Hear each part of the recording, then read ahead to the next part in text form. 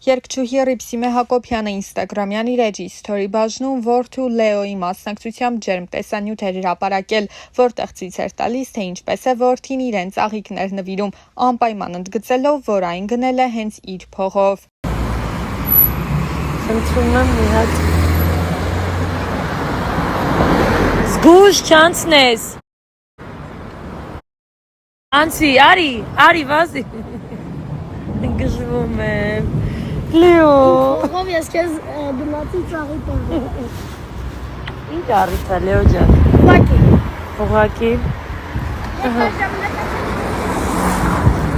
Ամենաթանկ ծաղիկներն են Լեո։ Ինչ։ Ամենաթանկ ծաղիկները։ Ինչ որոշեցի բալիկը։ Նշենք, որ ընդամենը ամիսներ առաջ Մարտին Մկրտչյանը իր հարցազրույցներից մեկում խոսել էր նաև անձնական թեմաների մասին։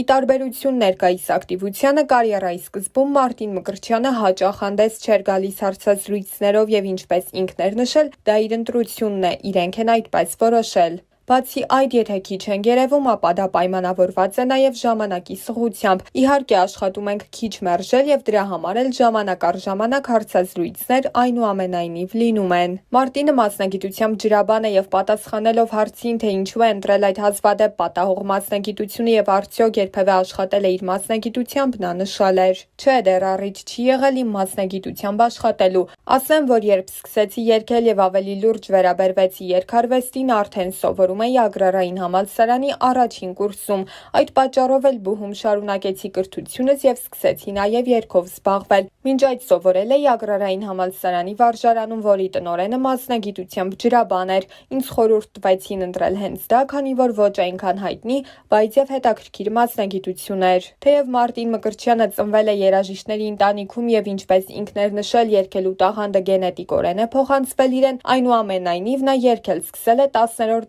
դասարանից վերջին զանգի ժամանակ, որից հետո էլ բացահայտել է, որ կարող է երգել։ Վերջին զանգի իմ երգից հետո հնչած բարձր ու երկարատև ծափահարությունները, որոնք երբեք չեմ մոռանա։ Հիշում եմ նաև, որ Թաթա Սիմոնյանի «Տեսար ինչ եղավ» երգն եմ կատարել, որի բառերը բնականաբար փոփոխված էին։ Անկեղծ ասած, ընտանիքս դեմ էր, որ ես երգեմ։ Մեր ընտանիքում երաժիշտներ կային, որոնք չէին ցանկանում, որ ես նույնպես ապրեմ երաժշտական կյանքով, որը լի է բարդություններով, բայց որոշ ժամանակ համոզելուց հետո սկսեցի երգել ու հիշում եմ հորս խոսքերը. «Եթե պետք է երգես, ապա պետք է լինես ամենալավը կամ լավագույններից մեկը»։ Հենց այդ խոսքերով էլ այժմ առաջնորդվում եմ։ Իմ ողջ կյանքում ես ավելի շատ գումար եմ վաստակել այն ժամանակ, երբ ռեստորանում էի աշխատում, ինձ ավելի շատ ձգել է շոուն, ճանաչվածությունը, հանրությանը ներկայանալը, մի խոսքով ամեն ինչ անել սիրված լինելու համար, որ երգերդ լսեն։ Այն, որ համերգների ժամանակ ինձ ծափահարում են, ինձ համար մի ամբողջ աշխարհ է։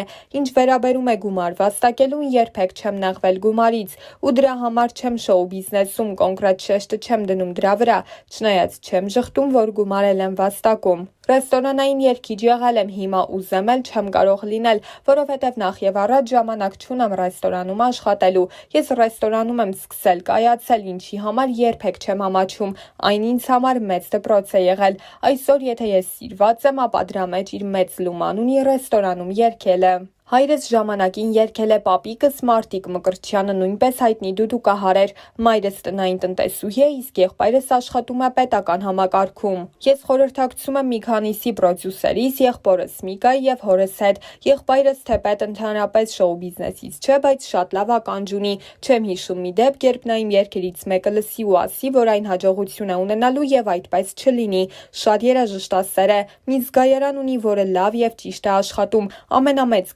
քննադատս խորհրդատուց նա է, առանց վարանելու ամաչելու միանգամից ասում է այն, ինչ մտածում է։ Եղբայրս էլ էր երաժշտության մեջ շատ զիլ, պարզապես այլ մասնագիտություն ընտրեց։ Թեև այժմ Մարտին Մկրտչյանն ու Ռիփսիմե Հակոբյանը համարվում են հայկական շոու բիզնեսի ամենաօրինակելի ընտանիքներից մեկը, այնուամենայնիվ իրենց հարաբերությունների սկզբնական փուլում նրանք խուսափում էին խոսել իրենց հարաբերությունների մասին։ Մարտինը նշել էր, որ իր եւ Ռիփսիմեի ընկերությունն առայժմ ուղղակի ընկերություն է։ Ոչ մի բան չեմ կարող ասել, որովհետև այդ փաստը ոչ հերքելու, ոչ էլ հաստատելու է։ Այսօր ունեն երգիչներ, ովքեր պահանջված են, չնայած որ ամուսնացած են։ Եթե երկրպագուները սիրում են իմ երգերը, ապա ինչ կապ ունի ես ամուսնացած եմ, թե ոչ։ Ամուսնանալու ցանկություն առաջին անգամ ունեցել եմ 18 տարեկանում, շուտով կլրանա 27 տարեկանս եւ մինչ օրս ցանկանում եմ ամուսնանալ, բայց ինչ որ բան միշտ խանգարում է։ Համապատասխան թեկնածուն եղել է, հետո չի եղել ու կա, բայց դրա մասին չէ խոսքս, այլ որ միշտ ինչ որ բան չի հանգեցնում ամուսնության, հենց որ իմ այդ դաշտը ազատվի, խոսքս հոգեկան դաշտի մասին է, երբ պատրաստ կլինեմ ամուսնության եւ վստահ կլինեմ այդ հարցում, ով կլինի, ոնց կլինի, կարեւոր չէ կամուսնանամ, սակայն դա երբ կլինի համերգիս օրը կամ համերգից 10 տարի հետո, անկեղծ եմ ասում, չեմ կարող ասել։ Ընտրյալս պետք է լինի այնպիսին, ինչպիսին կսիրեմ կամ ինչպիսին սիրում եմ, ում սիրում եմ կամ ում կսիրեմ, նա էլ կլինի կնոջ իմ իդեալը։ Ես միշտ էլ սիրում եմ, միշտ պետք է սիրել, երբ սիրում ես, ստեղծագործելը ավելի հեշտ է լինում։ Այնուամենայնիվ իրենց միությունից արդեն տարիներ անց թե Մարտինը, թե Ռիփսիմեն խոսեցին իրենց հարաբերությունների մասին։ Մարտինը նաև նշել էր, որ եղել է պահ, որ ինքը դեմ է եղել կնոջ երգելուն։ Երիտասարդ ժամանակներս սերը, մտածողությունը մի քիչ ավելի ուրիշ տեղ էր, ավելի շատ խանդի ֆոնի վրա մեկ-մեկ զայրանում էի, ասում էի չէ, չպիտի երգես, բայց հետո հասկացա, որ Ռիփսիմեն ամբողջ կյանքում պիտի երգի, ես իրեն ասել եմ դու պիտի երգես, որովհետև դու ինձնից լավ ես երգում, ես իրավունք չունեմ քեզ թույլ չտալ։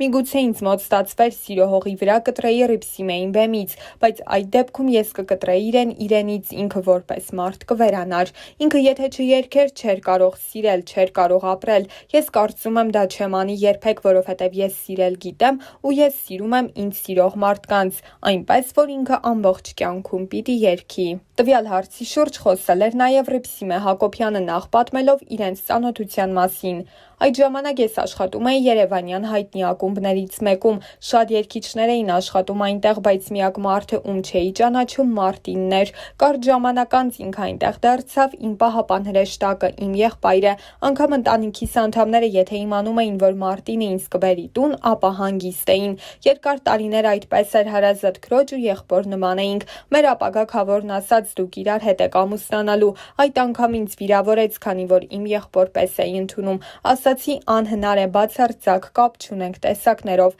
Մենք երկուսս էլ նշում էինք, որ մեր կողքը չի կարող լինել մեր ասպարեզից մարդ։ Ամուսնացանք այդպես, հետո ես նկատեցի, որ ինչ որ չափով դեմ է երգելուս, պայքարել եմ շատ, հնարավոր է բարդ լինել ապրել երգչուհու կողքին, բայց ինքն ինձ այդպիսին է ճանաչել ու սիրել։ Ես չէի լինի, եթե չերգեի, եթե դեմ լիներ, էլի կլինեի իր կողքին, բայց ապագայում ինքն ինձ չէր սիրի, որովհետև ես ինպես չէի լինի առանց երգի, նշել էր երգչուհին։ Ամբողջ Մայամին թալանած, Լոս Անջելեսը կերած խմած, Գուչիով,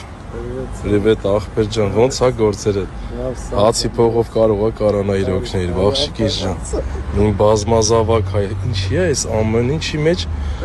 նաև երեխաները տեղավորվում, ուր են մնացածներ, գելատանի պատիվ տա, Բայց այդ բան չի մնացել քեզ պատիվ։ Սաղ Մայամիում ծախսել է։ Սաղ Լոս Անջելեսը կերել ես դու սարա։ Ես չէ, ես։ Կտանես ինձ in-and-out ուտեմ։ Դիետեք in-and-out։ Հա։ Դավայ գնաց։ Մի հատ մտ։ Քեզ որ խնդրեմ մի հատ ճպուրն ու մրջյունը կարտասանես։ Չէ, Ինչու։ բլակ։ Բլակ։ Լավ, մի հատ էլ ճպուրն ու մրջյունը ու վերջ։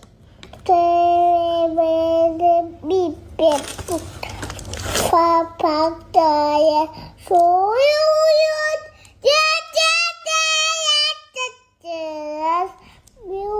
YouTube'ye tazakiyatavalı